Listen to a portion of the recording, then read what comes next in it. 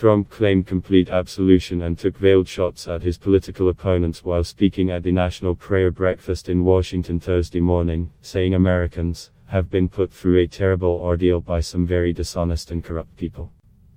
He is scheduled to make additional comments about his acquittal of high crimes and misdemeanors by the Senate at the White House later in the day. Given the scandal and controversy constantly whirling around the president, the details of his pressure campaign on Ukraine, never really refuted by his impeachment trial defense team, may be long forgotten by November. But the underlying cause of impeachment may be the most crucial issue on the ballot: the president's determination to wield sweeping, unrestrained power and his refusal to accept the checks and balances invested in Congress. The political aftershocks from the 4-month impeachment showdown will shape the destiny of the presidency, influence races involving vulnerable Democratic and Republican senators in swing states, and play into the Democrats' fight to hold on to the House of Representatives. Trump emerges from impeachment politically strengthened in the short term. He has proven once and for all his extraordinary hold on his own party. Only Utah Sen. Mitt Romney, who has an independent power base and may be looking to his own place in history, defected and voted to convict the president of impeachable crimes.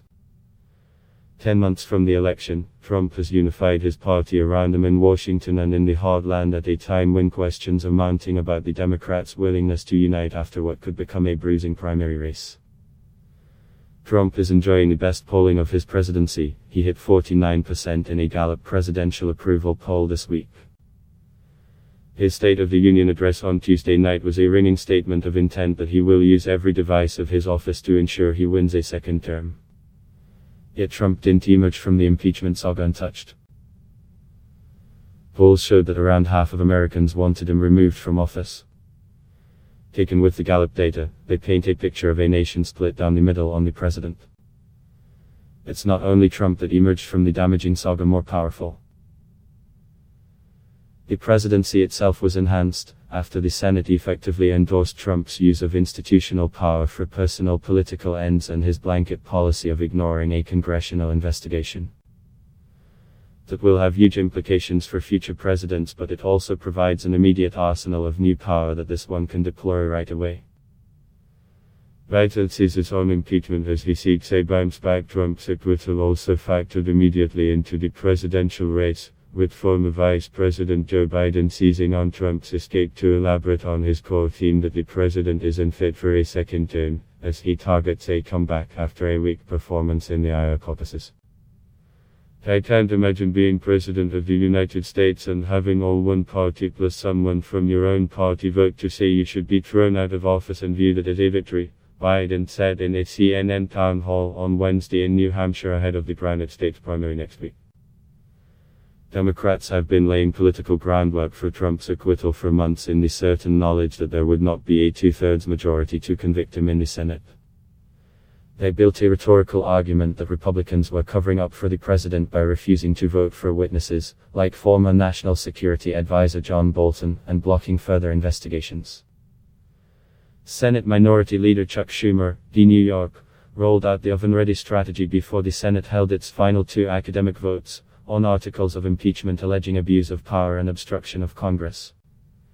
The verdict of this kangaroo court will be meaningless. By refusing the facts, by refusing witnesses and documents, the Republican majority has placed a giant asterisk, the asterisk of a sham trial, next to the acquittal of President Trump, written in permanent ink, Schumer said.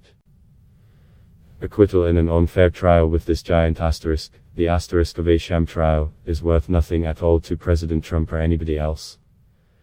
The anybody else Schumer is referring to may include vulnerable Republican senators in swing states, such as Cory Gardner of Colorado and Susan Collins of Maine, who voted to acquit Trump and will now face an avalanche of Democratic attacks meant to anger suburban voters who are worried about his insane use of power. But Democrats were not the only senators who faced difficult decisions. The White House believed up until the vote on Wednesday that it might peel a couple of votes from Schumer's ranks to support its talking point about a looming bipartisan acquittal. But Alabama Sen. Doug Jones, already seen by many strategists as almost certain to lose his seat in the fall in one of Trump's most impregnable states, announced shortly before the vote that he would keep faith with his Democratic colleagues and find Trump guilty. There will be so many who will simply look at what I'm doing today and say it is a profile in courage, Jones said Wednesday. It is not. It is simply a matter of right and wrong. Where doing right is not a courageous act. It is simply following your oath. But Republicans immediately seized on the moment. The Senate Leadership Fund, a super PAC aligned with Senate Majority Leader Mitch McConnell, released a statement hailing the Alabama senator's impending retirement from politics. Another Democratic senator from Trump country who spent days agonizing over his decision was Sen. Joe Manchin, a shrewd politician who has spent years walking the finest political line in his state of West Virginia, a place to which Trump often returns when he needs a political boost. Manchin's vote to convict Trump is likely to spark speculation that he will not seek a new term when he next faces re-election in 2024. Oh my goodness. I looked at it so many different ways, Manchin told reporters on Wednesday, confiding that the argument by Trump lawyer Alan Dershowitz that the president could do almost everything he wanted, if he believed it to be the national interest, went through me like a knife.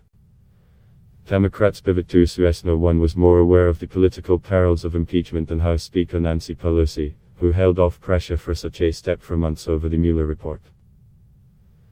Trump's apparent abuse of power over Ukraine, first revealed by an intelligence community whistleblower, made Pelosi's own political position against impeachment unsustainable. But the speaker is keen to turn the focus back to the strategy and issues that helped her recapture the House in the midterm election. House Democratic Caucus Chairman Hakeem Jeffries was also an impeachment manager in Trump's trial. But he tried to turn attention away from Ukraine during a news conference on Wednesday. Jeffries announced Democrats would bring legislation to the floor soon on promoting the rights of workers to organize, to lower health care costs and to negotiate more affordable drug prices. Such goals might actually require the Democrats in the House to work with the president, who they accuse of coming into the chamber in the State of the Union address on Tuesday and firing off a barrage of lies and misinformation. Our DNA as Democrats is very different, Jeffries said. Because we are committed to getting things done on behalf of the American people, even if it means working with this particular person, sitting at 1600 Pennsylvania Avenue at the moment, Jeffries said. So we are not focused on 4 more years, we are focused on what's ahead of us, right now, in terms of getting things done on behalf of everyday Americans.